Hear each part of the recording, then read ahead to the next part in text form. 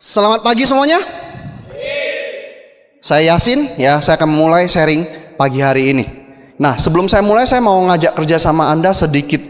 Kira-kira menurut Anda, 95% kesuksesan ditentukan oleh impian, betul? Makin besar impian seseorang, makin sukseslah orang tersebut. Sebagian mulai ya, sebagian mulai enggak. Apakah Anda sudah memiliki impian besar? Kalau Anda pelajari apa yang diajarkan Pak Louis Tandean, kita butuh punya impian besar. Dan saya mau sharing sedikit. Saya kurang tahu daerah sini, saya pakai kilometer saja. Ini pengalaman saya.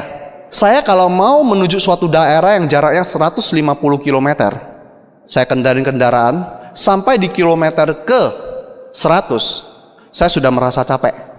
Waduh, 50 lagi. Tapi kalau hari ini saya mau ke sebuah daerah yang jaraknya 300 km, ketika saya sampai 200 km, saya belum capek. Anda ngerti maksud saya nggak? Anda pernah ngalamin yang seperti ini nggak? Contohnya, Anda mau terbang ke Jakarta, kan sekali terbang, betul nggak? Baru naik pesawat saja, aku rasanya capek gitu. Tapi kalau beda, Anda mau ke Medan, dari Semarang ke Jakarta, baru ke Medan. Sampai ke Jakarta masih siap-siap lagi. Wah, ini harus masih perjalanan 2 jam nih. Anda ngerti maksud saya? Makin besar suatu impian, Anda akan tidak sebegitu cepat capek. Karena semua itu tergantung pikiran Anda. Anda menyiapkan diri untuk meraih yang besar, maka ini tubuh akan bekerja sesuai permintaan Anda.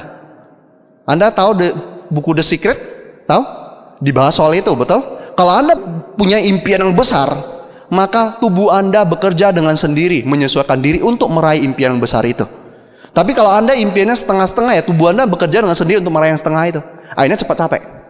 Dan lucunya kalau Anda punya impian besar, yang kecil-kecil lewat dengan cepat sekali. Cepat sekali Anda raih semuanya. Apakah Anda sudah memiliki impian yang besar?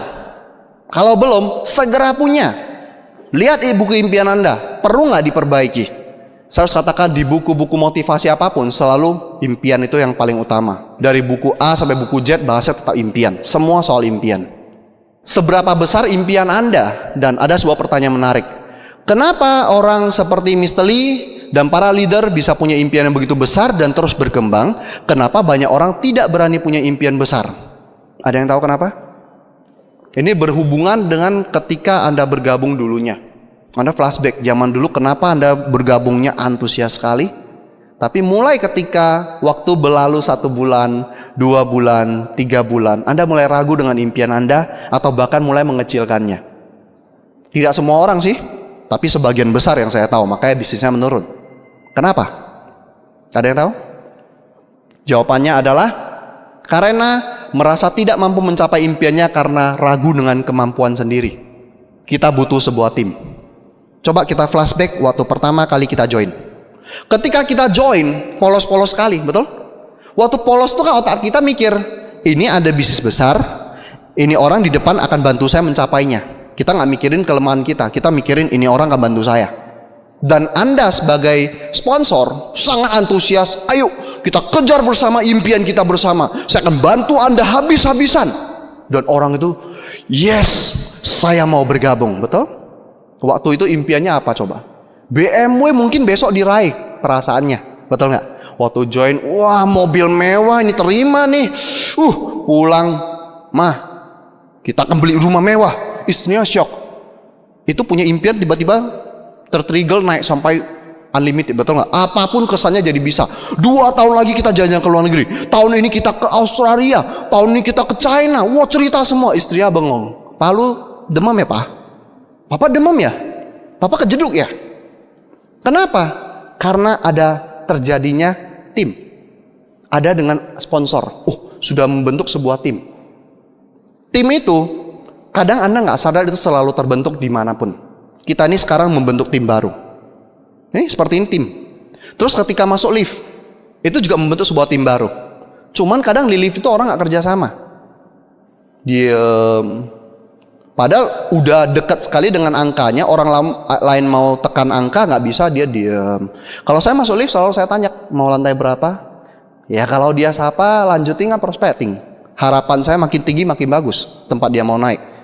Ya kadang di lift mau lantai berapa? Dia dari basement mau lantai 4. Saya harusnya lantai 1, nggak jadi, saya ikut ke lantai 4. Saya nggak ngomong sih, maksudnya saya lanjutin ngobrol gitu. Itu kesempatan. Mengenai dapat tidak dapat, ya tergantung cocok atau tidak waktunya, fleksibel. Kita butuh sebuah tim. Ya, saya ingin tanya ke Anda, kira-kira Pak Luis kan punya impian besar, betul nggak? Mr. Lee punya impian besar nggak? Oh punya, nggak usah dilawan. Saya ingin tanya ke Anda, kira-kira kalau kita hilangkan semua timnya, masih bisa nggak mereka mencapai impian mereka? Masih bisa? Masih, betul, masih bisa. Caranya? Betul, membentuk tim baru. Kalau sekarang punya grup, contohnya, Mr. Lee punya distributor mencapai 30 juta orang di seluruh dunia. 30 juta orang. Kalau kita hilangkan semua, kalau dia mau bentuk sesuatu yang sesuai impian dia harus kembalikan 30 juta orang dulu, betul nggak? Jadi harga sebuah tim itu memang pentingnya luar biasa, penting sekali. Nah, yang terpenting adalah adanya teamwork. Kalau Anda baca bukunya Joseph Maxwell, beliau itu seorang pengarang buku tentang kepemimpinan menurut saya yang terbaik. Kemudian juga beliau sangat banyak mengarang buku-buku tentang kerja sama tim. Anda perlu sekali membacanya. Teamwork make the dream work. Itu salah satu kata yang mantap sekali. Kerja sama tim membuat impian bisa terwujud. Nah, apa sih tim itu?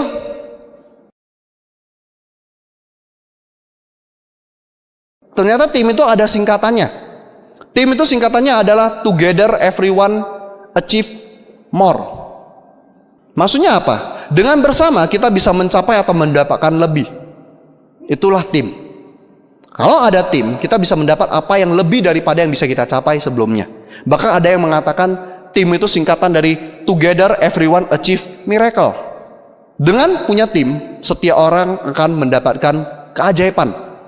Ya, saya rasakan sendiri. Ketika saya terima reward mobil mewah saya ambil BMW, saya bingung, saya mikir, kalau saya tidak di bisnis Tiansi, kalau saya kerja, ini mobil kapan bisa ada? Nggak kebayang. Buat saya, mobil mewah itu keajaiban di keluarga saya. Serius. Waktu sampai itu saya masih bingung-bingung, menunggu dia sampai aja berdebar-debar. Kayak mau nembak cewek. Tahu yang nembak cewek kan? Tahu ya? Nah, kayak itu perasaannya, nggak bisa tidur, serius. Hal-hal yang bisa diberikan tim kepada kita apa saja? Yang pertama, tim menjadikan kita lebih baik daripada yang sesungguhnya. Kemudian tim memungkinkan kita mengerjakan apa yang paling pandai kita kerjakan. Kemudian tim memungkinkan kita menolong sesama mengerahkan kemampuan terbaik mereka. Anda ngalamin nggak ketika, ini ceritanya, Anda pasti ada yang ngalamin. Downline kita maju, pertama kali home meeting bawa materi, pertama kali jelasin sampai keringat dingin, dan mungkin apa yang dibahas oleh downline kita ini termasuk kita juga nggak ngerti, apalagi prospek. Tapi begitu dia turun, Pak, Anda luar biasa, saya percaya Anda mengulang berapa kali lagi Anda akan menjadi pembicara yang dahsyat. Oh ya Pak, oke, saya akan lakukan. Dia akan belajar lebih kuat lagi. Padahal tadi yang dibahas kita yang sebagai upline juga nggak ngerti. Tapi dengan kita dorong seperti itu, makin baik nggak kira-kira dianya? Makin baik. Dan saya lihat sebagian dari Anda pun juga lahir dari sana, betul nggak? Lahir dari sana karena dorongan upline Anda. Wah, luar biasa. Padahal mungkin ya saya juga nggak ngerti lu ngomong apa gitu loh. Betul nggak? Ya. Kemudian tim memberi kita waktu lebih banyak. Itu otomatis. Kayak pertemuan ini diadakan. Ada yang ngurus sound, ada yang ngurus tempat duduk, ada yang urus jemput guest speaker dan lain sebagainya, ada yang ngurus masa. Coba satu orang ngurusin semua, acara jadinya kapan? Nggak jadi, betul nggak? Dia harus prospek, dia harus jemput GS. Pas jemput GS, si prospek butuh produk. Aduh, gimana? Repot. Jadi bagi kerjasama itu akan menghemat waktu banyak sekali. Oke. Kemudian tim memberi kita kebersamaan. Dan yang paling penting adalah tim menjadikan semua anggota tim pemenang. Sebuah sepak bola terjadi kemenangan 1-0. Kiper yang di tim yang menang merasa gimana? Loncat-loncat semangat. Anda lihat gak? Penyerang cetak gol, das. Kipernya yes di ujung sana. Kadang kalau kita mikir secara logika kan dia gila, betul nggak? Emang dia yang cetak. tapi karena ada kebersamaan sebuah tim terkontak semuanya. Itulah yang namanya sebuah tim. Ketika ya sebuah tim menang, seluruh tim juga menang. Pak Ade penerima Scoopy, betul?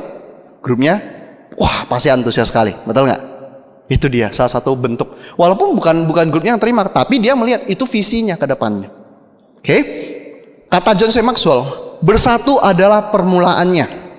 Ibarat kita join, baru join kan tanda tangan, sap, upline downline, tanda tangan, sap. Itu permulaan saja. Tetap bersatu adalah kemajuan. Maksudnya apa? Terus berjuang.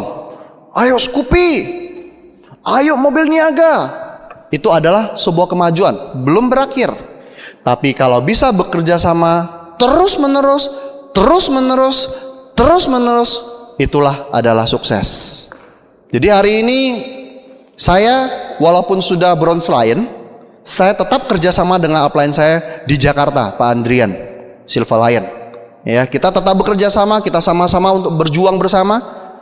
Nanti sekitar tanggal 15 April Pak Andrian masih turun ke Medan isi Grand OP.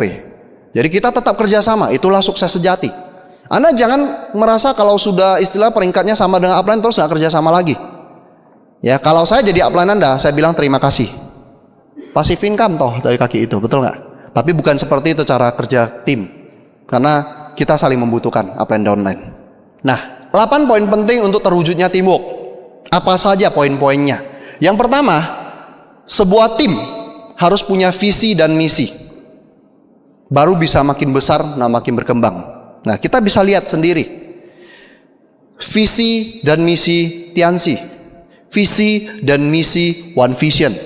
Kenapa kita mau berada di Tianxi? Membentuk sebuah tim. Kenapa? Karena kita lihat visi Tianxi begitu besar. Misi Tianxi begitu besar, luar biasa. Mr. Lee ngomong tahun 2000 berapa? 2008 ya. Kita akan punya pabrik yang besar. Saya akan buat rumah sakit yang bisa mendeteksi penyakit 3-5 tahun ke depan. Wah. Yang nggak percaya tersisihkan. Yang percaya menikmati hari ini. Itulah sebuah tim. Oke? One Vision. Anda beruntung berada di One Vision. Kita semua beruntung berada di One Vision. Kenapa? Visi One Vision apa? Misi One Vision apa? Salah satunya adalah kan kantong Anda, betul nggak? Tebelin kantong Anda. Setiap income terbesar yang bisa diberikan Tianxi, kalau Anda jalankan dengan sistem One Vision, Anda bisa raih semuanya. Begitu ngomong Scoopy, One Vision langsung tembak crown.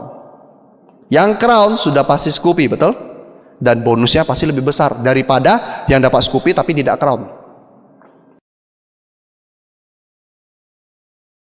Yang crown sudah pasti bonusnya akan lebih besar dan menuju kepada mobil niaga atau mobil keluarga daripada yang Scoopy tapi tidak crown. Itu gak jelas mobil niaganya, serius, gak jelas.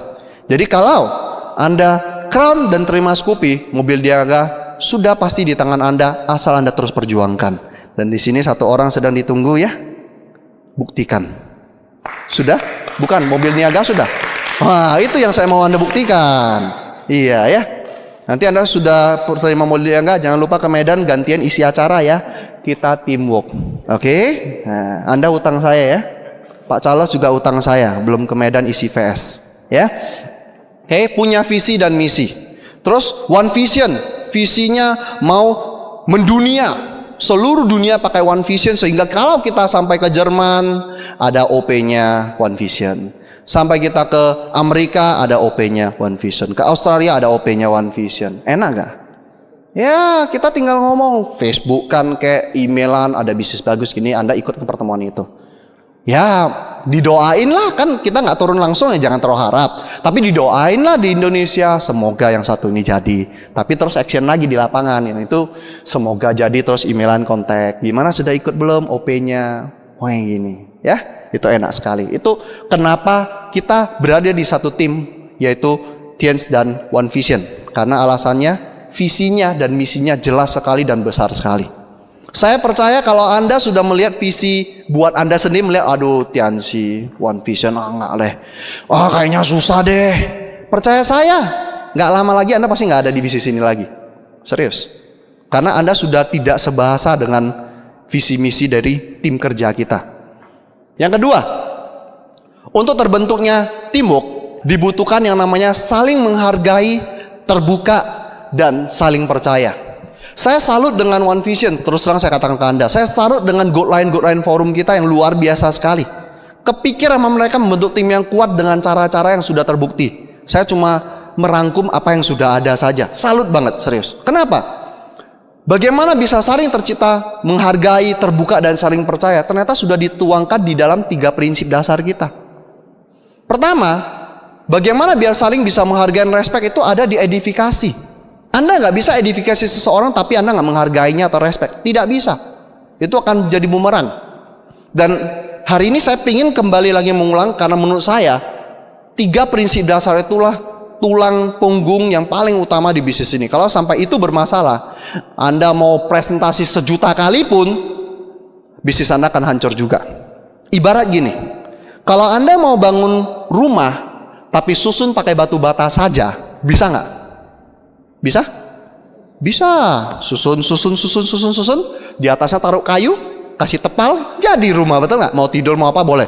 Tapi begitu disandal, brak, jatuh. Anda pengen punya bisnis seperti itu? Pengen? Tidak. Anda pengen yang kokoh nggak? Pengen. Kalau pengen yang kokoh, harus ada semennya. Apakah semennya? Ya ini dia. Edifikasi, konsultasi, no cross lining. Penting sekali. Itu akan menjadi pilar-pilar, itu menjadi pondasi membuat gedung Anda gedung pencakar langit. Oke? Nah, yang pertama saling menghargai. Soal edifikasi saya mau bahas lagi secara lebih detail dalam prakteknya. Edifikasi itu tidak bisa dengan kata-kata. Contoh. Pak Cesar ini prospek saya, Pak Ade upline saya. Contoh. Oh, Cesar, itu nanti Anda akan saya kenalkan dengan orang yang luar biasa gila, bisnisnya gila-gilaan. Ini mikirnya apa? Orang gila, bisnis gila. Oh, jangan ajak saya. Itu keliru, kata-katanya heboh, betul nggak? Anda nggak usah terlalu berlebihan ngomongnya. Edifikasi apa kelebihannya? Contohnya, saya kurang terlalu mengenal Pak Ade seperti apa. Saya contoh aja. Nanti saya kenalkan dengan teman saya. Saya kenal baik dengan beliau. Beliau itu komitmennya tinggi sekali dan saya percaya kalau kita berada di tim beliau, kita akan sukses besar. Nggak usah berlebihan kayak gini. Itu satu poin. Oke? Terus dalam bentuk tindakan seperti apa? Ini menarik. Sangat sering kejadian seperti itu. Ini ya. Edifikasi yang mau saya tunjukkan adalah tindakannya. Cesar, nanti ada teman saya Pak Ade, orangnya luar biasa, bisnis sudah besar sekali, dan saya percaya kalau kita kerjasama dengan beliau kita akan sukses besar sekali. Udah mantap belum? Udah. Pak Ade datang, ketek datang. Nah itu dia orangnya Pak Ade. Oh Pak Ade, silakan duduk dulu di sana Pak. Nah ini dia orangnya, luar biasa kan? Masih muda, sukses. Ini satu contoh. Yang kedua, udah cerita seperti tadi. Nanti akan jumpain Anda dengan rekan saya yang luar biasa, ya Pak Ade. Beliau komitmen sekali dan saya percaya kalau kita ikut tim beliau, kita akan sukses besar. Pak Ade datang, tunggu sebentar, langsung datang. Pak Ade, terima kasih sudah datang, sini saya ambilin tasnya. Silakan duduk. Atau diajak ke sini, silakan duduk. Ayo kita kenalan dengan Pak Ade. Anda rasa mana lebih respect? Yang kedua. Kalau Anda jadi prospek, lebih respect yang mana? Kalau Anda jadi upline, lebih semangat mana? Iya. Kalau upline Anda semangat, prospek Anda respect, join nggak kira-kira? Sederhana atau edifikasi seperti itu saja. Terus yang sering didengar di starter pack itu loh, kalau perhatikan, siapin tempat parkir untuk upline Anda yang mau presentasi. Banyak yang sudah dengar nggak dilakukan, betul nggak? Ade jangan keras-keras goyangnya, nanti downline-nya, aduh gua itu. Ya. Ada satu hal menarik, ini kejadian kemarin. Saya datang grand home meeting. Sab datang, tintin, masa nggak ada tempat parkir kan? Tintin, sana Pak. Jadi ini tempat rukonya. Sana Pak. Itu depannya itu prospek-prospek dia loh. Sana Pak. Saya bawa terus. Tapi untung grupnya cepat tanggap. Pak, saya yang parkirin. Saya keluar. Wah, terselamatkan. Pulang saya tegur langsung. Saya nggak punya upline, jadi nggak bisa minta upline saya di Jakarta soalnya. Nggak bisa, tolong kasih tau lah si ini, dia gini-gini, nggak bisa. Itu kekurangan saya di Medan, nggak punya upline di Medan. Jadi saya ajak bicara baik-baik. Pak, Saya contohin kalau gini gimana, kalau gitu gimana, rasanya gimana. Oh iya betul Pak. Nah akhirnya dia berubah. Kadang kalau kita sampaikan sesuatu yang baik dan benar dengan cara yang sopan, itu bagus sekali loh. Jangan dikit-dikit, tolong ngomong sama dia dong, tolong ngomong sama dia dong. Kapan kita belajar people skill untuk ngomong? Negur grup itu ada tekniknya, betul nggak? Dan di sini kita belajar. Lah paling kalau salah ngomong kan tewas satu ini kan. Cari yang lain nggak apa-apa dong, betul nggak? Saya mengalami seperti itu dulu di bisnis ini di Medan. Saya upline saya di Jakarta. Makanya harus maju sendiri. Dan justru itu menempa saya lebih dewasa di bisnis ini. Jadi yang tadi soal edifikasi cukup jelas ya. Jangan cuma ngomong tapi tindakan nyata. Ambilin tas. Nah ini soal ambilin tas ada lucu juga. Kerjasama harus terjadi. Begitu datang ambilin tas. Nah upline kalau pengen kasih ambil ya kasih ambil aja. Ada yang lucu. Upline-nya nggak enakan. Oh nggak usah. Saya ambil. Oh nggak usah saya ambil. Jadi prospek lihat. Itu apaan sih gitu. Enggak ya. Fleksibel di lapangan ya. Contohnya kalau downline datang, Pak saya ambilin tasnya. Kalau upline merasa oh tidak perlu, downline juga ngerti, ya Pak silakan duduk gitu loh. Tapi kalau pengen dikasih, contohnya akan ada grup yang ngotot, saya ambilin tidak apa-apa Pak, saya ambilin. Ya udah terima kasih ya. Enak nggak kira-kira? Mengalir seperti air, enak sekali. Ya itu yang paling asik di bisnis ini. Kerja sama timnya kalau terjadi, wah cepat sekali bisnis kita. Oke, terus siapin gelas khusus untuk upline, terjadi loh itu. Jadi untuk prospek contohnya, untuk prospek aqua cup gitulah ya, atau gelas biasa. Untuk upline gelasnya yang ada pegangannya, terus ada tutupnya. Wah, kan itu akan membuat ibarat gini loh. Kenapa di korporasi atau perusahaan itu ada ruangan khusus manajer, ruangan khusus direktur? Kenapa? Itu nunjukin kuasa. Jadi orang ketika masuk ke dalamnya, itu dia sendiri akan turun secara derajatnya, dia merasa turun sendiri. Ngerti nggak? Kalau masuk ke ruangan seseorang. Terus saya mau bagiin tips juga. Ini kalau ketemu prospek. Ini berguna untuk edifikasi diri juga sebenarnya. Karena itu yang banyak saya lakukan di lapangan. Kalau Anda datang ketemu, mungkin Anda sedikit telat datangnya. Dan prospek duluan sampai. Jangan sampai Anda duduk semeja dengan dia langsung. Kenapa? Karena dia duluan sudah kuasai tempatnya. Solusi terbaik, Pak, sini mungkin kurang terang, atau terlalu panas, atau terlalu dingin, terserah Anda. Kita pindah ke sebelah sana yuk. Begitu dia pindah tempat, dia sudah netral kembali, nggak berkuasa lagi. Itu tips khusus. Bagaimana biar Anda jangan kalah power daripada prospek Anda. Jangan sampai prospek Anda udah duduk duluan, udah istilahnya bersemayan dengan enak sekali, gitu. Posisi sudah pas sekali, Anda masuk, ya Anda itu orang yang lagi mau datang kayak istilahnya minta-minta gitu. Tapi kalau Anda ajak ke tempat baru jadi netral. Makanya datangnya lebih awal, ya. Jual Anda yang berkuasa gitu. Oke? Itu soal edifikasi. Yang kedua, konsultasi.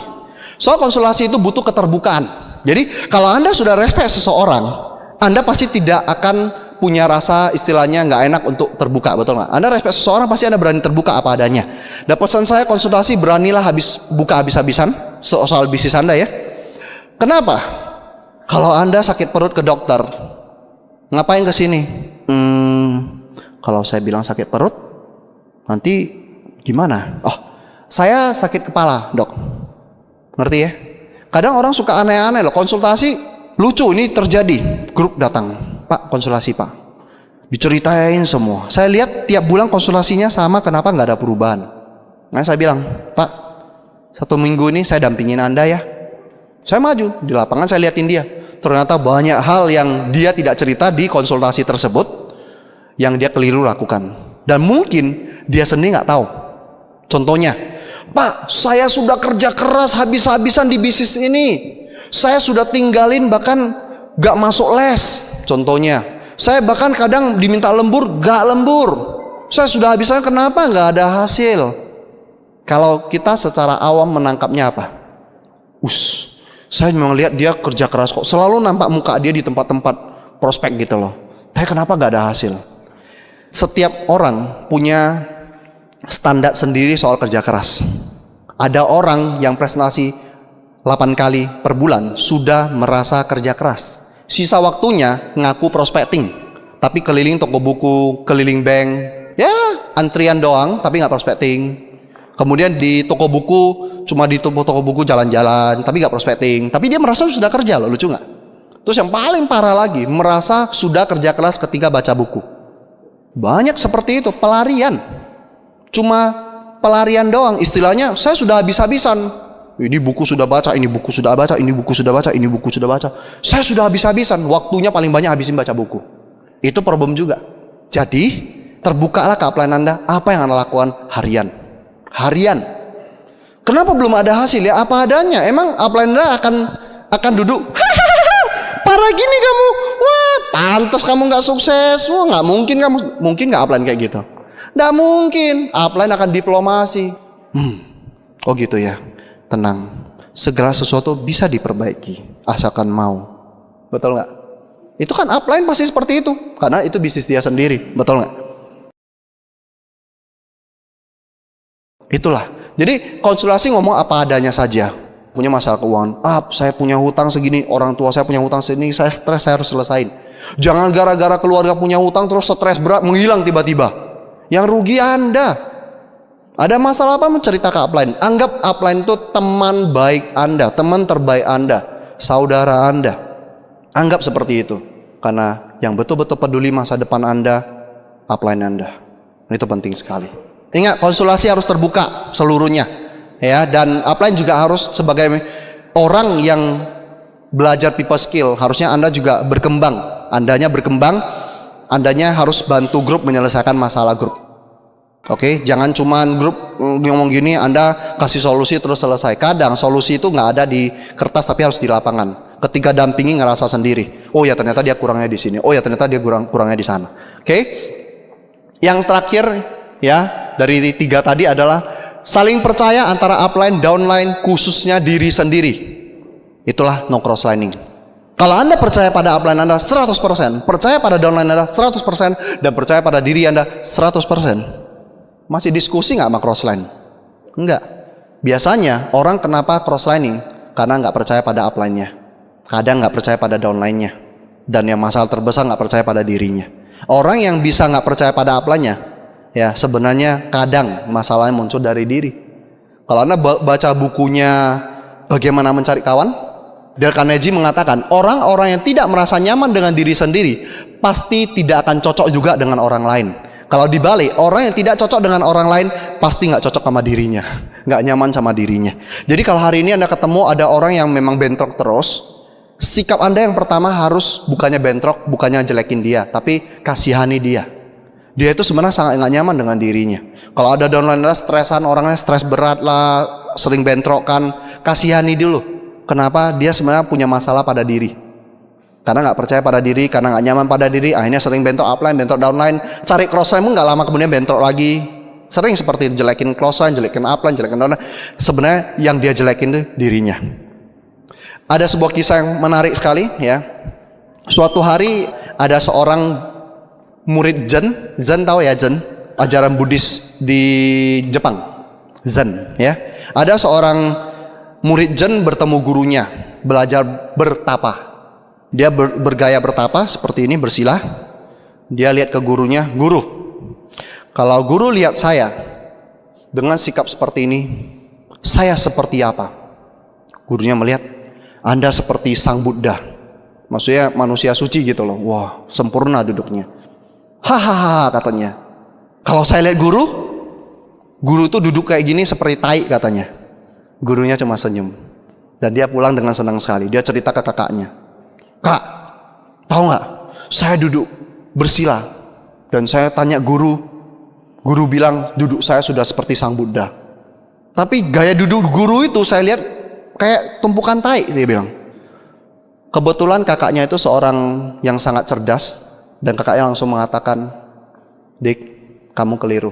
Orang menilai seseorang bukan menilai dari luar seperti ini, tapi dengan hatinya menilai.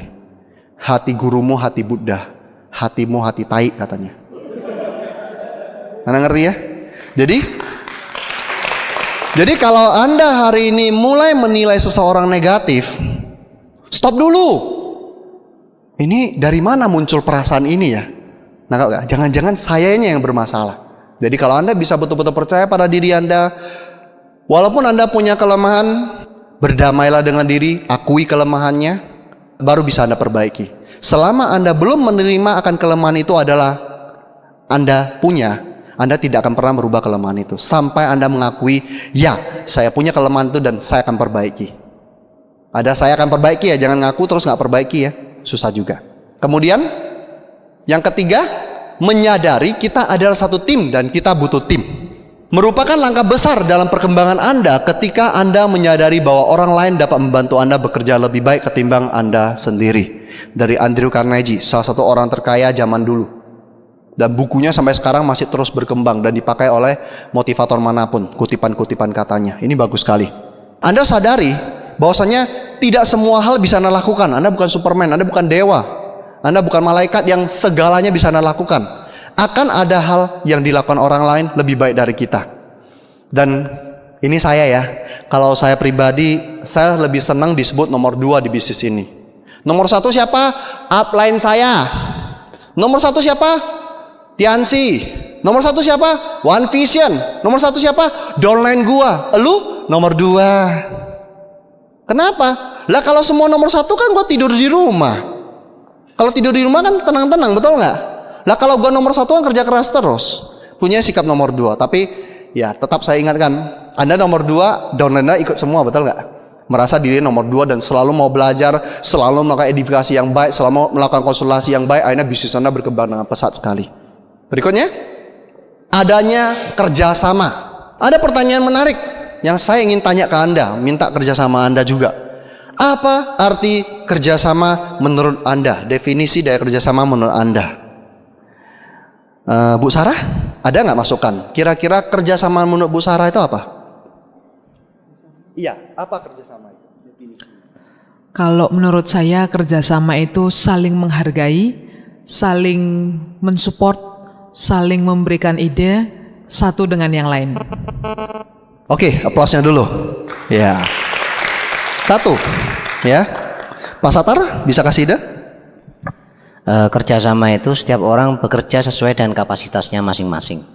Betul. Dalam satu tim bekerja sama itu artinya mengelola semua yang terbaik, tapi dalam satu tim. Nah, saya punya arti kerjasama yang sederhana, semoga cocok buat Anda.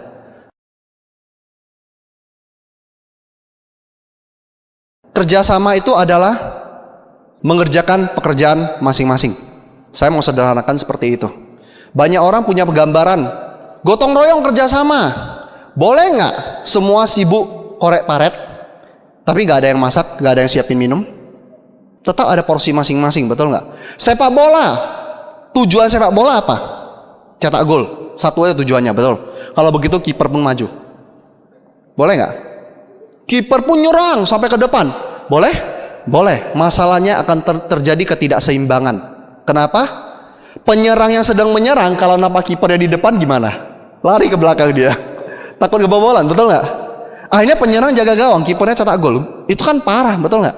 Parah sekali. Kebayang? Ya.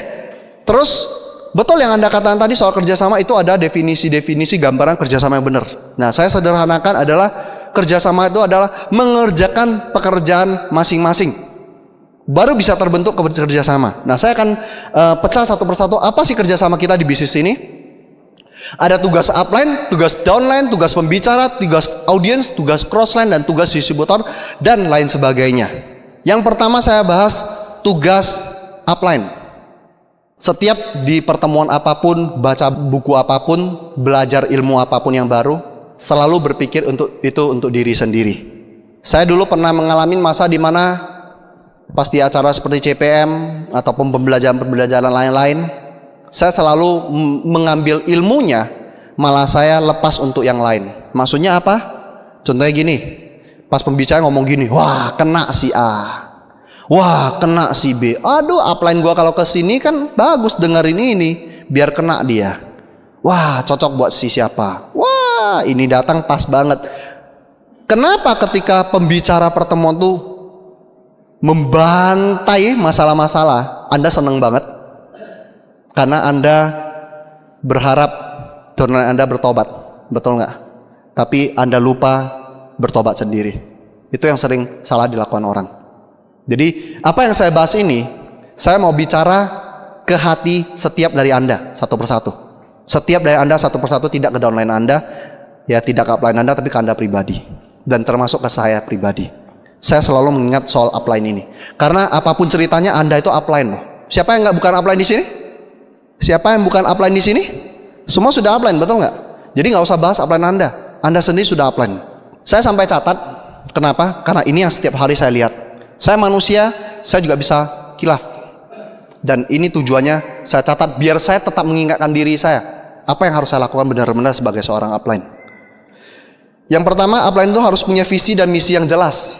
Tanpa sebuah tujuan yang jelas, ibarat kapal yang terombang-ambing nggak tahu mau kemana. Utara, selatan, semua nggak tahu mau kemana. Ya, kapal Anda akan kehilangan energi untuk bergerak. Orang mau dayung aja males. Jadi sebagai seorang upline, Anda harus punya visi dan misi yang jelas. Mau dibawa kemana tim Anda ini? Oke, kejar Scoopy. Oke, boleh kejar Scoopy. Setelah kejar Scoopy, ajak tim Anda penerima Scoopy juga. Anda mobil. Itu tahap-tahapnya. Anda bisa konsultasi ke upline Anda langsung nantinya setelah selesai acara. Bagaimana biar menggerakkan arah grup kita ke tujuan yang betul-betul besar. Itu penting sekali. Tanpa tujuan yang jelas itu susah. Pak Ade tadi kerja di bank ya. Perusahaan Anda punya visi misi? Kalau nggak ada gimana? Besok kerja mau apa tahu nggak? Terus kalau nggak ada visi misi terus sampai ke kantor kan tidur-tidur kan? Dan semua orang juga tidur-tidur. Tapi begitu punya visi misi mereka bekerja keras untuk mencapainya. Dan sebuah tim dengan punya visi misi kerjanya akan gila-gilaan.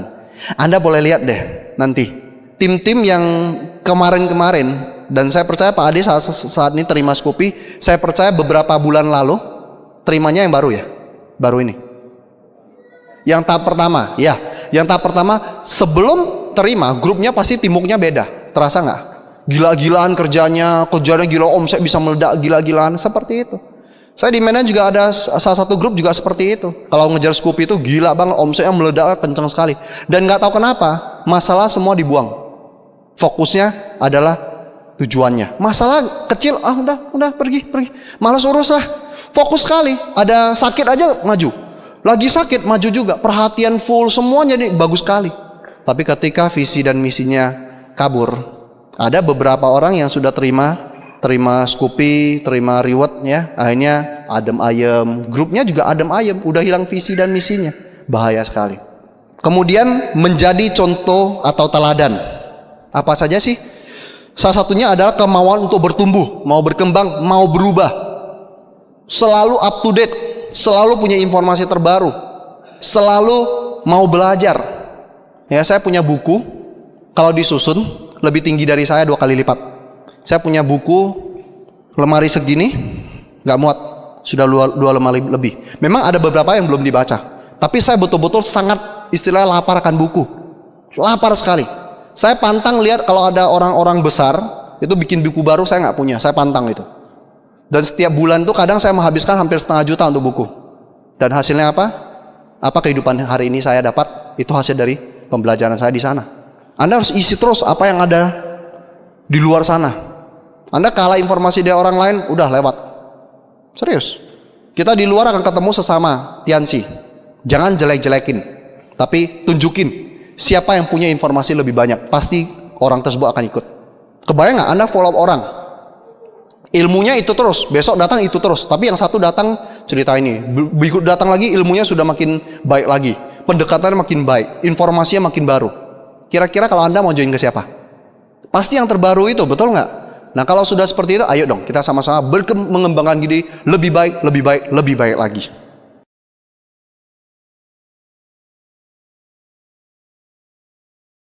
Kemudian tunjukkan sikap seorang pemenang. Apa sih sikap seorang pemenang? Datang selalu paling awal, duduk paling depan. Dari dulu saya itu pantang duduk baris kedua. Itu saya nggak nyaman kalau ada orang di depan saya menghalangi pandangan, ibarat menghalangi visi saya, menghalangi tujuan saya, menghalangi masa depan saya nggak mau. Saya selalu mau yang terdepan. Ya, sesuai batasan ya. Nanti mungkin ada dibatasi untuk royal, duduknya seperti apa ya. Anda kalau belum royal ya jangan, wah nggak boleh, tadi meeting bilang nomor 1. Ya nggak bisa. Maksudnya ya Anda pantaskanlah diri Anda untuk ke sana. Dari dulu saya seperti itu. Ketika ini saya mau duduk di sana, saya katakan. Belum qualified tidak masalah, saya perjuangan, saya mau. Visi seminar duduk di akhir, di belakang, ya saya lihat ini nggak kelihatan apa-apa, yang banyaknya bokong orang kelihatan, nanti orang joget-joget goyang-goyang, bokong yang dilihat lagi, nggak seru. Saya bilang, saya mau duduk depan. Terus kalau Anda ingat, kalau Anda baca buku Berpikir Berjiwa Besar, salah satu cara untuk percaya diri, nomor satunya adalah duduk selalu paling depan.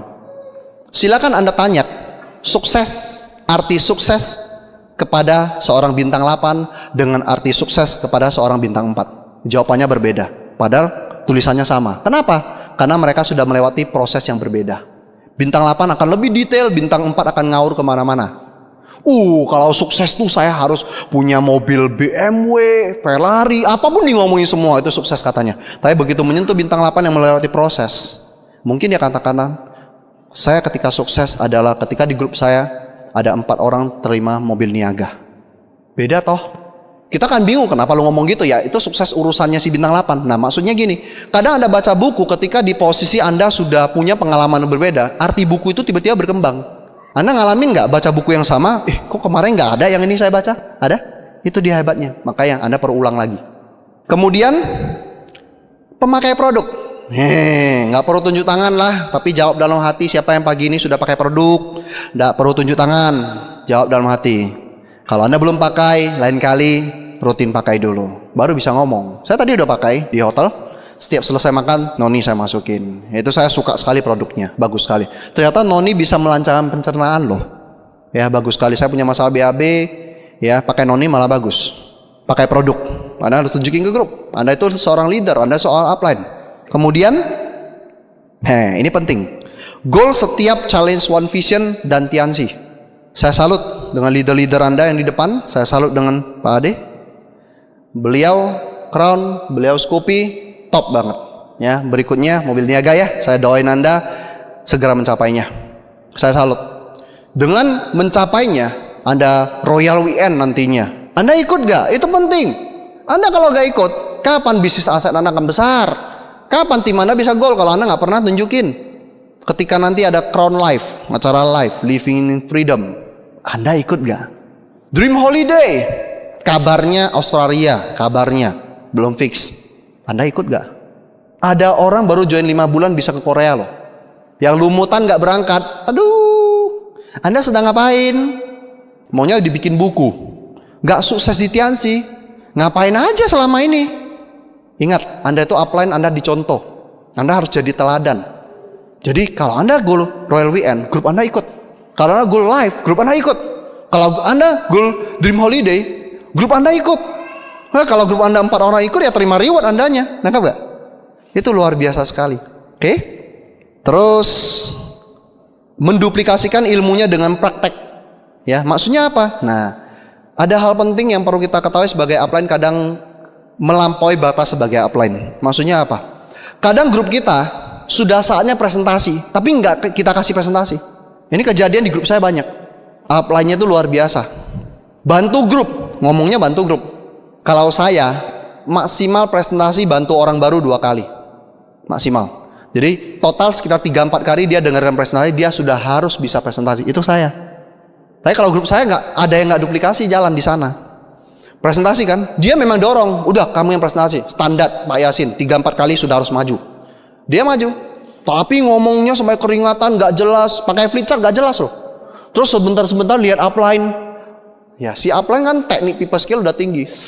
Dengan halus sekali dia mengambil flipchartnya, dia sambung pembicaraannya tanpa sadar. Lama-lama downline-nya gimana? Nyaman. Kalau sudah nyaman gimana? Setiap presentasi lihat upline, setiap presentasi lihat upline, disambut. Setiap presentasi lihat upline, disambut. Kalau saya kagak mau. Saya itu kalau 3-4 kali, kadang memang dia minta bantuan, oke lah, fleksibel ya. Jangan saya bilang 3-4 kali sekarang standarnya semua 3-4 kali, enggak, fleksibel. Oke, Anda lihat di lapangan. Kalau saya 3-4 kali sudah push dia, kalau dia masih takut, oke, nggak apa-apa. Saya pembuka, Anda lanjutin ya, tinggal baca aja kok. Biasa pembukanya agak icebreaker-nya agak susah kan? Biasanya mau ngomong mulai itu, saya yang mulai aja ya, nanti ada berikutnya. Atau saya sampai bagian produk saja, sisanya Anda. Ya pokoknya gimana biar dia ngomong gitu loh. Jangan dikit-dikit ambil kendali, dikit-dikit ambil kendali. Ya kapan grup Anda bisa mandiri? Kadang upline itu melampaui batas kerja, masuk ke kawasan yang bukan daerah dia. Nah, ini tips yang bagus biar bagaimana Anda bisa menjadi upline yang luar biasa ya. Anda bisa menjadi manusia yang luar biasa. Dan saya mau minta Anda betul-betul hafalkan tips ini, karena ini bagus sekali. Seandainya seluruh dunia seperti saya, apa yang terjadi? Tanyakan ke diri Anda. Itu luar biasa itu. Ketika saya mau males, seandainya semua grup saya seperti saya sekarang, apa yang terjadi? Omset nggak ada, maju lagi. Ketika mau presentasi, ketika semua grup saya seperti saya, apa yang terjadi? Semua presentasi, semangat. Ketika saya baca buku, seandainya seluruh grup saya baca buku, mantap nih, saya jadi semangat baca bukunya. Anda nangkap gak? Jadi sebenarnya sederhana untuk jadi upline yang baik. Tinggal Anda tanya diri aja, bagaimana kalau dunia itu seperti saya? Kalau makin parah ya jangan lakukan. Kalau bagus ya lakukan terus. Cukup jelas? Jadi seandainya seluruh dunia seperti saya, atau seandainya seluruh grup saya seperti saya, apa yang terjadi? Wah, kalau Anda produser aja nggak goal, seluruh grup seperti apa? Seperti itu gimana? Bahaya. Kalau Anda CP sekarang, semua grup cuma CP, Royal pun kagak, betul nggak? Semua grup CP, lawyer nggak? Kagak. Bahaya, gua harus CPP. Kalau semua grup CPP gimana? Pelan-pelan Royal, pelan-pelan Crown, betul nggak? Dan seterusnya sampai ke Majesty 6, betul? Jadi pertanyaannya adalah apa? Seandainya seluruh dunia seperti saya, apa yang terjadi? Nah, itu tugas sebagai upline. Kalau tugas downline apa? Ya, duplikasi upline Anda lah. Gampang aja kok. Duplikasi aja upline Anda. Saya katakan cuma satu, duplikasi upline Anda. Nah, yang jadi upline pasti takut jadinya. Kalau persis seperti saya bahaya, jadi saya harus berubah, betul ya? Jadi downline itu duplikasi aja upline Anda, selesai. Nah, kalau ketemu upline yang error, ya loncatin, duplikasi upline yang benar. Ya, yang benar itu kayak gimana? PBO lah, yang sesuai PBO, yang sesuai parameter Business One Vision, itulah upline yang benar. Kalau nggak penuhin, nggak benar itu. Terus, tugas pembicara, nah itu poin penting juga, saya ingin sharing ke Anda. Saya kalau mau berbicara, diminta berbicara dimanapun, apakah diminta One Vision, apakah diminta Tianxi, apakah diminta untuk Grand OP, atau diminta untuk home meeting, saya akan betul-betul jaga kesehatan saya luar biasa. Untuk isi fest ini saja, 1 bulan lalu saya sudah jaga kesehatan untuk makanan. 2 minggu sebelumnya makin diketatin jaganya. Kemarin Pak Charles ajak makan, saya bilang, Pak, saya doyan makan sekali, sangat doyan sekali. Tapi tolong cari makanan yang tidak gorengan, tidak panggang, tidak pedas. Ya samanya gak enak, betul gak? Saya lera tinggalin itu sementara, tapi nanti malam balas dendam. Saya seperti itu, serius. Saya mempersiapkan lebih awal, materi disiapkan, dipelajari, diulang. Tadi lagi tunggu Pak Charles, saya liatin lagi materinya. Saya ingin memberikan yang terbaik untuk teman-teman semua. Itu utama sekali. Dan Anda juga sama. Ketika Anda diminta bicara, Anda harus yang terbaik keluarin. Anda kalau diminta home meeting, ya keluarin yang terbaik, jangan setengah-setengah gitu. Anda diminta isi acara, boro-boro nolak, keluarin yang terbaik. Jadi pembicara persiapan harus lebih baik dan lebih baik. Oke? Kemudian tugas tim audiens. Nah, ini penting sekali. Saya mau cerita pengalaman saya dulu. Ketika saya mulai bangun bisnis, saya nggak punya upline. Upline saya di Jakarta. Waktu itu saya datang di OP, presentasi, saya tertarik, akhirnya saya bergabung di bisnis ini. Setelah itu saya presentasilah orang, ajak orang pertemuan. Ketika saya ajak orang pertemuan, kebetulan yang bicara waktu itu bintang 5. Salah satu peringkat tertinggi di Medan waktu itu, bintang 5. Dia yang presentasi. Waktu zaman kita masih whiteboard. Kalau yang satu itu presentasi, membelakangi orang. Dari awal sampai akhir membelakangi orang. Dan presentasinya bahkan saya pun gak jelas. Teman saya yang saya ajak gini, bagusan kamu yang presentasi. Gak jelas dia ngomong apa. Saya jawab apa? Iya, saya juga gak ngerti dia ngomong apa. Selesai acara, dia bilang, teman saya, tapi katamu mantap sekali pembicara di sini. Nah, kayak saya mau datang. Iya, gini aja. Nanti kalau ada pembicara yang bagus, kabari saya ya. Baru saya lihat. Dan sejak itu orang itu gak pernah bisa lagi saya ajak ke pertemuan. Saya protes ke upline. Di mana sih masa yang dimajuin orang-orang kasarnya bego? Kok kayak gini? Nggak profesional. Saya protes. Upline saya bilang apa? Semua tergantung sikap Anda. Ya belajar dari Pak Louis sih soalnya. Maksudnya apa? Kamu udah baca buku belum? Belum. Saya bintang 5 baru mulai baca buku, bandel. Kamu baca buku dulu deh. Tips yang cepat deh. Ini aja. Coba kamu paksakan sikapi positif. Ya apapun yang bisa dipositifin lah. Gitu ya. Ya udah deh. Ayo saya coba lagi, undang orang ke pertemuan. Kali ini yang presentasi bintang 5 juga dan nggak kalah bego. Iya. Iya, serius. Presentasi belepotan dan kali ini lantainya keringatan. Netes sampai. Bukan ngiler ya, netes. Keringatnya netes. Wah, luar biasa. Si prospek gua, Sin, aduh kayak gini, mending lu aja yang ngomong deh, lu lebih jelas. Ini mah, aduh, ampun deh, anak kecil pun bisa, katanya gitu. Saya gini, saya kesel juga sih, kok sial terus, kapan bisa maju kalau kayak gini OP-nya. Tapi saya sikapi positif, tenangkan diri, tarik nafas. Lu lihat dulu, mantap nih. Padahal mantap dari mana, saya mikir, aduh please deh. Ya karena saya suruh lihat, ya dia liatin terus. Saya juga mencari, ini penting loh, mencari apa positifnya nih pembicara. Mana positifnya, saya cariin loh. Terakhir dia impact bintang 5, ngomongnya juga sekedarnya dan turun. Terus teman saya bilang, waduh kok kayak gini, nggak ngerti saya apa-apa kalau datang sini. Nah, saya bilang, dapat ide toh, kalau diajak positif terus dapat ide.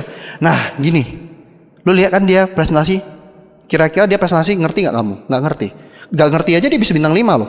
Jadi kebayang nggak, dia presentasi orang nggak ngerti tapi bisa bikin orang bintang 5. Lu bisa nggak presentasi orang biar ngerti? Oh bisa. Kalau lu bisa berarti lu bintang 6 dong, tertinggi di Medan. Saya bilang, kalau gitu saya mau dong, gampang kayaknya. Ngerti maksudnya? Jadi semua tergantung bagaimana Anda mengemudikan kapal ini. Anda kemudikan negatif, hancur semuanya. Anda kemudikan positif, positif semua. Jadi sebenarnya kalau di OP itu pembicaranya bego, bagus. Kepintaran mana gak bagus. Kenapa? Orang duduk. Wah, saya terpesona. Luar biasa, saya join deh. Setelah join, presentasi pertama kali gemetaran. Saya gak cocok bisnis ini. Pembicaranya bagus, saya gak bisa sebagus dia. Mending gak bego-bego aja majuin ya. Ke depan majuin yang bego-bego ya. Nanti saya di depan juga bego-begoin aja lah. Ternyata kalau yang nggak bagus justru dijualin malah bagus. Coba teman-teman, ayo. Kalau yang impact, perkenalkan, nama saya Yasin, latar belakang saya karyawan. Biasa nggak? Biasa. Perkenalkan, nama saya Yasin, pedagang kaki 5. Perkenalkan, apalagi penerima Scoopy. Perkenalkan, nama saya Yasin, tamatan SD. Wah, betul? Makin jelek makin bagus. Jadi ya udahlah, nggak usah majuin yang bagus-bagus, yang bego-bego aja majuin. Loh, kan bisnis ini kelebihannya seperti itu kan? Yang lemah pun bisa dimajuin. Oke, tapi ya tetap dalam tanda kutip lah ya. Bukan bego terus, nanti lama-lama bego belajar apa kita. Jadi tugas tim audiens itu penting sekali, termasuk di vision seminar nanti. Saya pernah ngelihat sendiri di 2 grand OP. Yang satu masanya mencapai sekitar 500, yang satu mencapai 300. Tapi yang di 300 hasilnya lebih bagus karena tim playernya kuat. Contohnya, ketika logiknya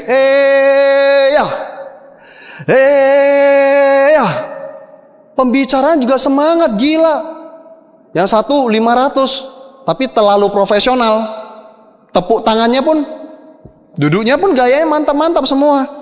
Profesional semuanya, adem ayem. Pembicara ngomong kok gak naik-naik ini, aduh gitu. Yang sudah pernah bicara pasti ngerasa deh, kalau lagi ngomong itu bawah itu sepi senyap itu bete gitu. Nah saya butuh kerja sama Anda. Kita harus hati. Kalau kita connect, berapapun yang Anda bawa itu akan join. Berapapun yang Anda bawa itu akan join. Tapi kalau kita nggak connect, capek-capek kita kumpulin orang, buat apa? Betul nggak? Kemarin kalau Anda ikut ke Jakarta, Mr. Lee ngomong, kita bikin acara bukan huka-huka, bukan. Kita bikin acara untuk kemajuan bisnis, betul nggak? Kalau kita buat untuk kemajuan bisnis, kenapa kita nggak habis-habisan? Kenapa kita nggak habis-habisan? Panjat kursi, heboh. Kenapa tidak? Kenapa harus jaim-jaim? Emang habis selesai acara pulang tidur? Ya enggak, bisnis harus naik, betul? Ngumpulin orang bukan gampang loh. Acara kita buat bukan gampang loh. Semua butuh biaya, kerja sama tim yang luar biasa. Jadi ketika acara itu habis-habisan, keluarkan semuanya. Mau capek yang puas lebih enak daripada capek yang nggak kerja apa-apa. Oke? Berikutnya tugas crossline. Saya ngomong ini bukan mau ngajarin Anda. Saya crossan Anda crossan saya, kita sama-sama mengisi. Oke? Tugas crossan apa? Ada hal penting. Anda pengen nggak punya bisnis di luar kota? Pengen. Kalau gitu welcome lah orang yang punya grup yang dititip ke pertemuan Anda. Welcome. Saya kalau di pertemuan selalu terbuka banget. Kalau orang tanya, ayo datang. Kadang saya ketemu leader luar kota, Pak, kapan ke Medan buka jaringan? Biar rame medannya. Kenapa? Karena suatu hari kalau saya punya sikap seperti itu kepada crossline, suatu hari crossline juga ketika saya titipin, Pak, saya ada grup mau ke sana, nanti kalau ada yang kurang jelas, tapi dalam batas yang ini ya, tidak crosslining ya.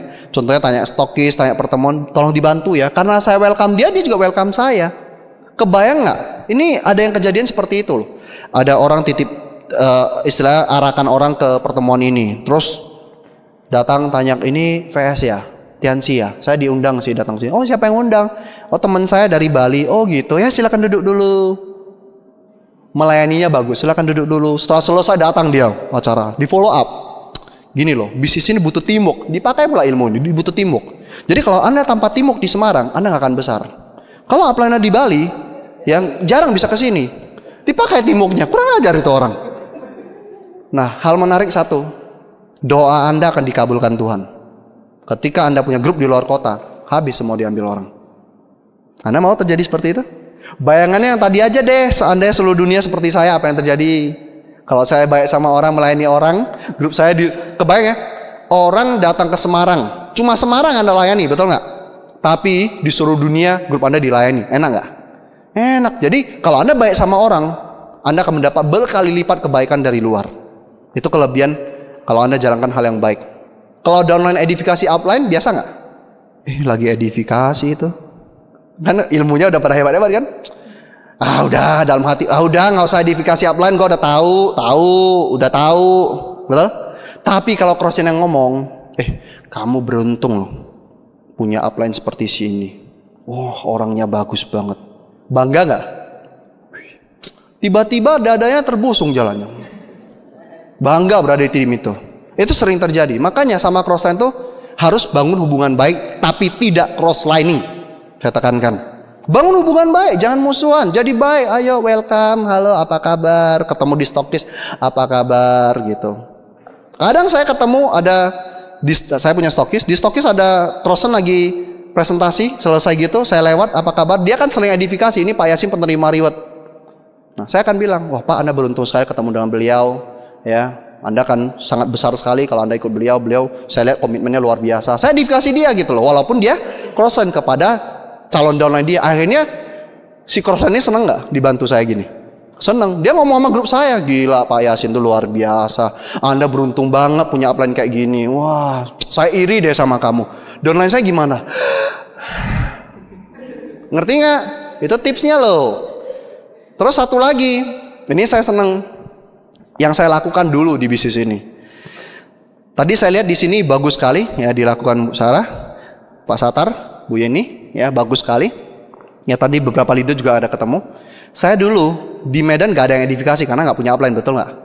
Saya manfaatkan setiap peluang yang ada. Salah satunya apa? Ketika pembicara CPM datang, saya masih bintang 6, sudah ada yang bintang 8. Saya masih bintang 6 loh, tapi sudah ada yang bintang 8. Biar bagaimana saya dikenal, saya tarik pembicaranya. Halo Pak, saya Yasin, grupnya Pak Andrian. Terus saya storyin grup semua ke sana. Salamin dulu. Jadi grup semua datang. Halo Pak, saya X, grupnya Pak Yasin. Datang lagi. Saya Y, grupnya Pak Yasin. Saya Z, grupnya Pak Yasin. Jadi nama Yasin itu kan dikenal dia kan. Ketika bicara, ya, Anda luar biasa punya leader yang luar biasa di depan ini, ada Pak X, Bu Y, dan Pak Yasin. Yang lain bintang 8, gue bintang 6 disebut. Lu ngerti nggak tips itu? Ilmu lo. Makanya kalau ada pembicara datang, salamin itu. Ajak grup Anda salamin. Kasih tahu grup siapa. Biar dikenal. Biar di ngomongin di depan. Dan direspek. Itu tips saya dulunya. Mungkin bisa dipakai. Jadi nggak punya upline, crossline lah saya manfaatin ya. Berikutnya, tugas distributor. Apa sih tugas distributor? Tugas distributor apa? Distributor kata dasarnya apa? Distribusi.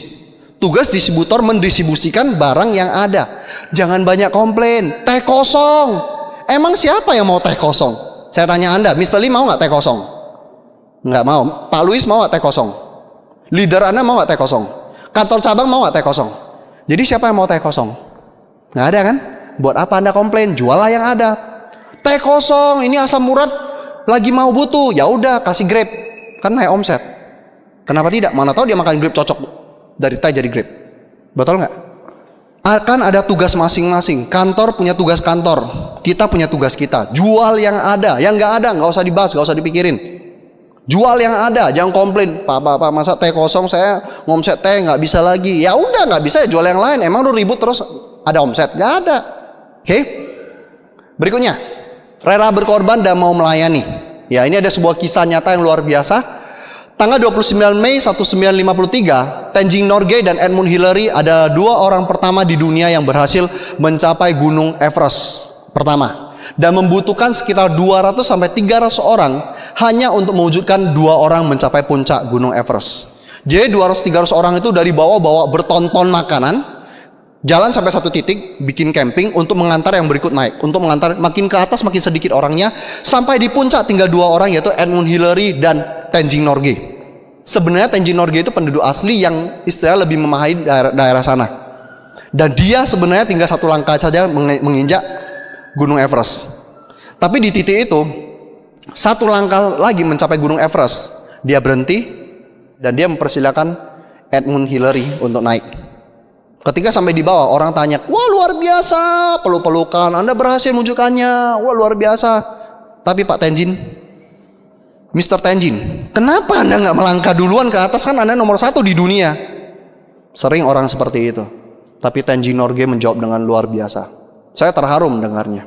Tenzing Norgay mengatakan, tanpa visi Edmund Hillary, kita tidak akan bisa mengumpulkan 200-300 orang untuk mulai mendaki gunung ini. Jadi yang betul-betul berhak untuk di atas adalah Edmund Hillary, bukan saya. Saya hanya wakilnya. Dan sejak kerjasama yang luar biasa, rela berkorban mau melayani itu, sejak itu, sekarang sudah banyak orang menaklukkan Gunung Everest. Banyak sekali. Sama seperti di bisnis ini. Jangan sampai Anda dan upline downline itu terus ibaratnya lomba siapa lebih hebat istilahnya. Bukan hebat ya, nahan-nahan. Kejar Australia, downline-nya nahan net P. Kamu kalau suruh net P kan kamu yang berangkat. Emang dia berangkat, setelahnya kamu, ngerti nggak? Kalau dia nggak berangkat, kamu juga nggak berangkat. Kejar Scoopy. Kamu nih suruh saya kejar kan kamu yang dapat. Iya, setelah dia dapat kamu yang dapat juga gitu loh. Itulah sebuah tim.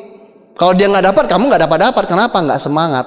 Iri terus, tetangga kenapa dapat? Kenapa gua nggak dapat? Oh ya, upline gua nggak dapat. Tutup botol. Jadi upline Anda kalau nggak dapat, Anda juga nggak dapat. Kenapa? Tutup botol. Bayangkan si Edmund Hillary dan Tenzing Norgay itu berantem gara-gara mau yang jadi pertama injak di atas. Ternyata 200 orang mengantar mereka ke atas dan mereka mati di ketinggian 1 meter di atas ketinggian tertinggi. Kan lucu, gagal berantem siapa yang nomor 1. Tapi dengan persilakan kan toh injak juga kok di atas, betul nggak? Nomor 2 emang kenapa? Yang penting sampai, betul? Anda mungkin bukan penerima Scoopy pertama. Yang kedua emang kenapa? Yang ketiga emang kenapa? Yang penting terima, peduli amat, betul? Oke.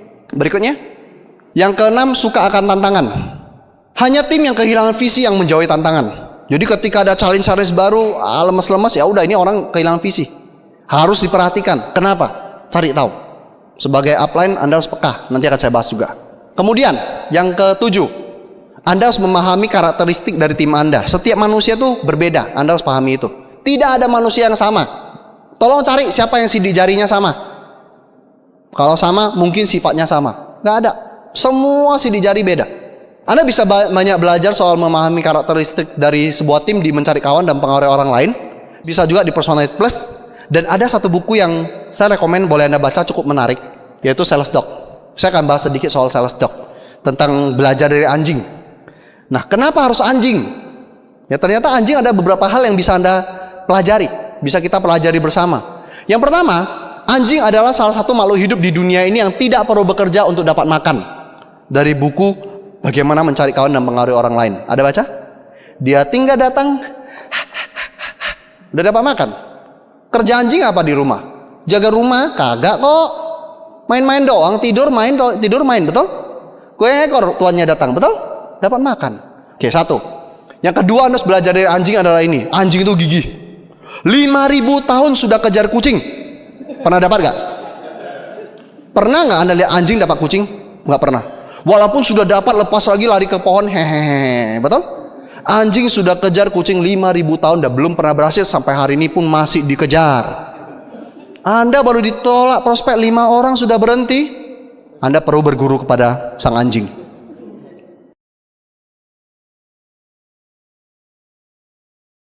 Ingat, anjing itu gigi loh. Jadi mulai besok kalau ditolak, ingat, anjing aja 5.000 tahun ditolak dan tetap maju terus. Oke? Kemudian anjing tidak mendendam. Ya, saya di rumah piara anjing, kadang bandel, gua pukul, terus 1 jam kemudian ajak main lagi. Ya Anda diusir prospek, besok datang lagi. Serius loh. Udah pergi, nggak mau saya seperti ini. Makasih Om. Besok datang lagi tanpa muka dosa. Selamat siang Om. Boleh saya ngobrol? Oh, udah pergi. Makasih Om. Besok datang lagi. Apa kabar Om? Sudah makan siang? Lama-lama dia kesel sampai ini duduk. Lu maunya apa? Enggak kok. Saya cuma pengen Om tetap sehat. Ada produk-produk kesehatan. Ya udah, mana yang bisa untuk saya? Ini aja Om. Udah, jangan datang lagi ya. Tidak masalah Om. Makasih. Besok datang lagi. Om, setelah pakai produk bagaimana Om? Kesel sih, tapi maju terus. Itu yang luar biasa. Jadi Anda perlu belajar dari sang anjing. Jangan mendendam, maju terus. Nah, anjing itu selalu ceria. Nggak ada anjing yang sedih-sedih. Ketemu tuannya loncat-loncat. Nggak pernah anjing lagi patah hati ketemu tuannya terus diam, nggak makan. Ceria terus. Kenapa kita harus belajar ceria terus? Terus terang loh. Kita jalankan bisnis ini, kalau mukanya masam, stres, orang nggak berani. Tuh, si siapa? Sejak di Tianxi mukanya stres, nggak mau bergaul lagi, mukanya cemberut terus. Jangan. Tapi kalau Anda walaupun stres, senyum-senyum terus, orang kan bingung kenapa lo?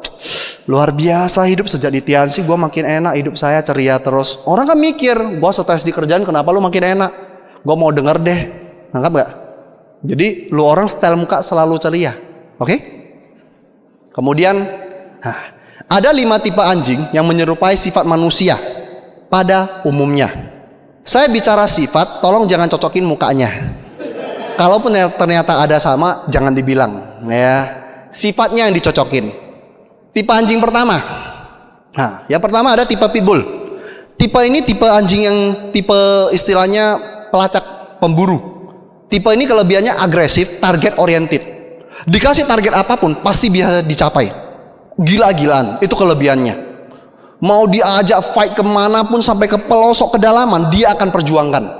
Tapi kelemahannya satu. Anda pernah lihat film Tom and Jerry? Ada? Ada kan kayak itu ya? Selalu dia kejar kucing, memang dapat kucingnya, tapi tempat yang dia lalui berantakan semua. Anda kenal nggak di grup Anda ada orang seperti itu? Dia kalau kejar target tuh pasti capai, tapi setelahnya downline-nya komplain semua. Ada? Nah, mungkin dia sifatnya mirip seperti pitbull ini, bukan wajahnya ya. Oke, yang berikutnya. Tipe poodle. Poodle ini tipe yang sangat elegan, cerdas, penuh dengan informasi. Segala sesuatu pakai teknologi terbaru. Anda akan lihat tipe-tipe seperti ini selalu suka, baik cowok atau cewek, berdandan yang rapi, pakai iPad, apa semua dipakai, pokoknya serba canggih. Tapi ketika diajak ke lapangan, agak nahan. Anda lihat nggak? Anjing ini kalau diajak ke tempat kotor, dia nggak mau loh. Ada genangan air, dia nggak mau. Nahan-nahan gitu. Kalau yang pitbull tadi, apapun dia sikat, cat jatuh, apa semua dia hancurin. Tapi kalau ini agak kotor, dia gini-gini. Nah, nanti Anda akan jumpai di grup. Ke lapangan kurang gitu. Maksudnya ke lapangan yang jelek-jelek kurang mau, masuk ke pelosok-pelosok kurang mau, enggan sekali. Tapi di mall-mall oke. Terus berdandannya lama, lain sebagainya. Ada? Tipe ini kelebihannya cerdas, kemampuan dia dalam strategi, kemampuan dia dalam memanfaatkan teknologi top banget deh. Nanti kalau bikin slide-slide nomor 1 dia, dibikin bagus banget itu. Semua yang berbau-bau apa dia suka sekali. Ke acara dikit-dikit salon, apa semua kayak gitu. Tapi kelemahan dia actionnya kurang. Memang dia tipe seperti itu. Yang berikutnya tipe golden. Nah, tipe golden ini ya bertolak belakang dengan pitbull. Golden itu keinginan melayaninya tinggi sekali. Ya, anjing ini selalu dibawa untuk berburu bebek. Kenapa? Nah, ada perbedaan dengan pitbull. Kalau pitbull kita tembak bebek, piang, dia lari ke sana ambil nggak balik. Dia nggak balik, kita ke sana. Bebek kita udah ancur-ancur dibuatnya. Main-main hehehe gitu, dia gigit bebeknya. Tapi kalau yang tipe golden ini, kita tembak, dar, dia lari ke sana ambil bawa lagi. Masih ada bebek yang mau sambil, dia melayaninya bagus. Di bisnis ini Anda akan jumpai orang seperti itu juga. Sifat melayaninya bagus banget, tapi kadang kebablas. Ya, kebablas sampai-sampai istilahnya dia takut membuka kaki baru karena takut nggak bisa melayaninya lebih baik lagi. Dia terus nempelin yang lama terus, dia elus-elus terus yang lama. Ada plus minusnya setiap tipe ini. Ya, melayani yang lama tidak salah kok. Masa kita ibarat gini loh. Kalau kita kurang darah, kita infus darah, betul nggak? Tapi kalau lagi infus darah di sini bocor terus, ada gunanya nggak? Nggak ada. Sama kayak bisnis ini. Anda terus mencari orang baru, orang lama nggak dipertahankan. Buat apa? Kapan aset Anda jadi? Jaringan bertambah banyak di print out, tapi setahun kemudian di delete semua. Nggak ada gunanya? Nggak ada. Anda harus bisa mencari orang baru, mempertahankan orang lama. Jadi butuh pitbull dan si golden di dalam sifat Anda. Oke? Kemudian tipe chihuahua. Wah, kalau chihuahua nampak mukanya udah tahu ya, ini ahli presentasi. Kalau ngomong berapi-api, nggak bisa berhenti. Kelemahannya karena nggak bisa berhenti, nggak ada omset. Maksudnya apa? Dia ngomongnya antusias, orang bilang, terus saya mau bintang 3 bagaimana caranya? Itu gampang, nanti aja di stokis. Pokoknya sekarang udah cerita, ada Royal Weekend, ada ini, ada itu, ke China, pabriknya dikeluarin, ini ada Tai Chi Sun. Iya, saya mau bintang 3, tenang dulu, itu gampang kok. Cerita panjang lebar sampai akhirnya orang stres sendiri dan nggak jadi join. Loh, kemarin bilang mau bintang 3. Iya, setelah gue pikir-pikir agak libet sih, kayaknya nggak dulu deh. Terlalu banyak informasi dikasih. Oke, cukup jelas. Ada orang seperti itu, kurang mau mendengarkan, lebih banyak ngomong, dan gak berhenti. Dan yang terakhir adalah tipe Basset Hound. Khusus yang satu ini memang harus cocokkan wajah. Serius. Ini tipe anjing yang wajahnya minta kasihan. Serius. Dan setelah saya baca buku ini saya cukup lucu karena di grup saya ternyata ada. Jadi ada satu grup saya, presentasinya tidak menarik, bagus tapi tidak menarik. Saya liatin terus. Saya bingung, ini orang presentasinya nggak semangat. Maksudnya bagus sih presentasinya, lengkap semua, standarnya udah tepat. Tapi nggak semangat gitu, gue denger aja bosen gitu loh. Aduh gimana, tapi bisa bintang 6 loh. Terus gue amati, setelah baca buku ini gue amati. Ternyata prospeknya selama dia presentasi, bukan lihat picture-nya, lihat mukanya. Kasihan lihat mukanya. Ya udah saya join aja. Dan lucunya di grup dia muncul beberapa orang seperti itu. Ini karunia Tuhan sih muka ini. Entah ada nggak di sini ya. Buat tipe anjing ini, a sad face is an asset, better than intelligent face no omset. Muka sedih itu aset daripada muka cerdas nggak beromset. Ya jadi kalau merasa diri muka cerdas nggak beromset, bertobatlah ya. Oke. 5 tipe ini tidak ada yang istilah satu tipe mendominan seluruhnya, tidak. Kadang ada yang lain gabungan. Yang paling tepat gabungan yang paling bagus adalah berotak poodle, fight seperti pitbull, melayani seperti golden. Itu yang Anda perlu betul-betul pelajari. Oke? Berotak poodle, fight-nya seperti pitbull, ya melayani seperti golden. Terus Anda bisa pelajari hal menarik lagi. Anda bisa lihat di bisnis Anda. Ketika bisnis Anda kurang semangat, di dalam biasanya kurang pitbull. Anda butuh jadi pitbull. Jadi Anda harus belajar untuk menjadi semua tipe ini, kecuali yang terakhir. Yang terakhir itu sebenarnya dia ada sisi lainnya. Dia itu tipe yang cerdas, diam tapi cerdas. Ada. Anda bisa baca bukunya lebih jelas. Itu cuma saya mau singkat aja biar lebih mudah di ini, ya. Kalau tim Anda kurang semangat, itu kurang pitbull. Kalau tim Anda semangat tapi tidak beraturan, royal aja susah tapi omsetnya gede. Ada orang omsetnya 40 juta, royalnya nggak sampai-sampai. Ada nggak? Nah itu kadang pitbullnya banyak, kurang poodle-nya. Anda pelajari. Oke? Terus sadari bahwa setiap tim adalah kumpulan dari beragam jenis tipe manusia. Jadi hargailah setiap perbedaan, bukan persamaan. Hargailah setiap perbedaan di dalam tim Anda. Justru karena perbedaanlah kita bisa saling melengkapi. Sebuah sepak bola kalau semuanya pintar tangkap bola, nggak ada gol yang bisa tercetak. Sebuah sepak bola cuma tahu cetak gol, nggak ada orang jaga gawang, nggak bisa cetak gol juga. Hargai setiap perbedaan karena perbedaan yang mengisi kita satu sama lainnya. Dan yang terakhir adalah peka terhadap perkembangan tim. Apa yang menjadi hambatan grup, apa yang membuat grup cepat, itu Anda harus betul-betul pelajari. Review, sering-sering review. Saya baca di buku-buku kepemimpinan selalu dikatakan, seorang pemimpin selalu menyisakan waktu sehari minimal 30 menit untuk dirinya dan Tuhan.